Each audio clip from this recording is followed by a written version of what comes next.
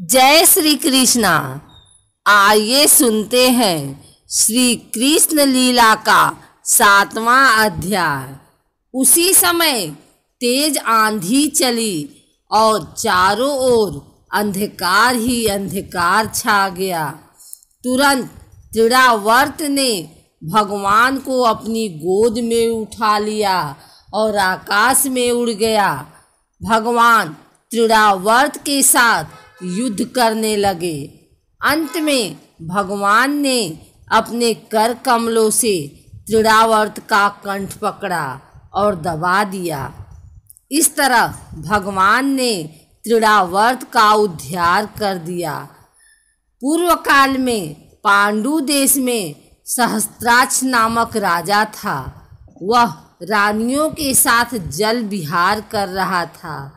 अतः निकट से जाते दुर्वासा को उसने प्रणाम नहीं किया। दुर्वासा ने उसे राक्षस होने का श्राप दिया तथा मुक्ति के लिए श्री कृष्ण का स्पर्श वांछनीय बताया। वही राजा त्रिडावर्त के रूप में गोकुल पहुंचा। वह राक्षस रूप में पृथ्वी पर गिरा तो उसका विशाल शरीर छत बिछत दिखलाई पड़ रहा था। ये त्रिडावर्त आंधी के रूप में आया था। व्यक्ति के जीवन में भी मोह रूपी आंधी चलती है, लेकिन प्रेम और मोह में अंतर है। भगवान ब्रज में प्रेम लीला कर रहे हैं, क्योंकि प्रेम में सुगंध आती है और मोह में आती है दुर्गंध। प्रेम बहता रहता है और मोह रुक जाता है। जैसे वर्षा का पानी किसी गड्ढे में रुक जाए तो वहाँ से 2-4 दिन के बाद दुर्गंध आने लगती है, लेकिन जब वही पानी नदी में जाकर मिल जाता है तो स्वच्छ हो जाता है। कहने का अभिप्राय कि प्रेम करो, मोह मत करो। प्रेम सबके लिए होता है, मोह व्यक्ति विशेष वस्तु विशेष के लिए होता है। भगवान ने मोह रूपी आंधी को हटाया है। एक बार वसुदेव की प्रार्थना पर यादवों के कुल गुरु श्री गर्गाचार्य जी गोकुल में आए और नंद बाबा ने इनका स्वागत किया। नंद बाबा बोले, गुरुदेव आप बड़े भाग्यों से इस गोकुल में आए हो। आपसे एक प्रार्थना है कि मेरे 2 लाला हैं, उनके अभी तक नामकरण नहीं हुए हैं। आप उनका नामकरण कर दीजिए। गर्गाचार्य जी ने कहा कि मैं आपके बच्चों का नामकरण नहीं करूँगा। नंद बाबा बोले कि क्यों, हमसे सेवा में कोई गलती हो गई? नंद बाबा, गलती नहीं हुई है।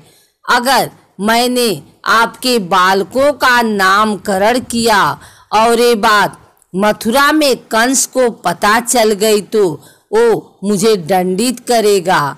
आपके कुल पुरोहित हैं सांडिल्य मुनि, आप उनसे नामकरण करवा लीजिए। नंद बाबा बोले कि महाराज आप त्रिकालज्ञ हैं, ज्ञानी हैं और हमारी इच्छा आपसे नामकरण करवाने की है। गुरुदेव आप सोच रहे होंगे कि हम सबको बुलाएंगे और उत्सव मनाएंगे तो हम एकांत में नामकरण करेंगे और किसी को नहीं बुलाएंगे। जब ये बात गुरुदेव ने सुनी तो खुश हो गए और गुरुदेव को गौशाला में लेकर गए, पूजन किया।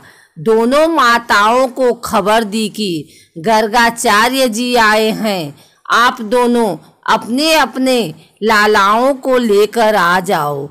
दोनों माताएं लालाओं को लेकर आ रही हैं।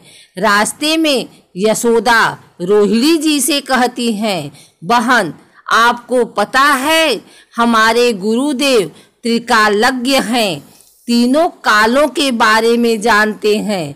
आज हम इनकी परीक्षा ले लें। रोहिणी बोली, यशोदा तेरे मन में क्या बात आ रही है? हम पढ़ी लिखी नहीं हैं, इतने बड़े संत की परीक्षा कैसे लें? यशोदा बोली कि बस इतना करना है, आप मेरे लाला को लें और मैं आपके लाला को ले लूं। दूर से नंद बाबा देख रहे हैं और कहते हैं कि अरे आज कितना पवित्र दिन है, इनको अपने अपने लालाओं को साथ लाना चाहिए। और एक दूसरे के लालाओं को लेकर आ रही हैं। नंद बाबा सोच रहे हैं कि कहीं भूल से तो नहीं कर रही हैं ये। नंद बाबा के मन में भी यही आया कि चलो कोई बात नहीं, आज मैं भी गुरुजी से पूछूंगा कि कौन सा बालक किसका है।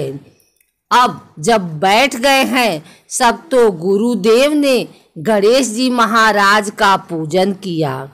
पूजन करके पूछा कि नंद जी बताइए अब पहले किस बालक का नामकरण करूं? और नंद बाबा बोले कि गुरुदेव आप पहले उस बालक का नामकरण करो जो यशोदा की गोद में बैठा है। गुरुदेव कहते हैं नंद ये बैठा तो यशोदा की गोद में है, लेकिन यशोदा का बालक नहीं है, ये रोहिणी जी का लाला है। इनके अंदर बल बहुत होगा तो इनका एक नाम रखा है बल, और ये सबको आनंदित करने वाला होगा, इसलिए इन्हें राम भी कहा जाएगा। बोलिए बलराम जी महाराज की जय। यह रोहिणी का पुत्र है, इसलिए इसका नाम रोहिणी।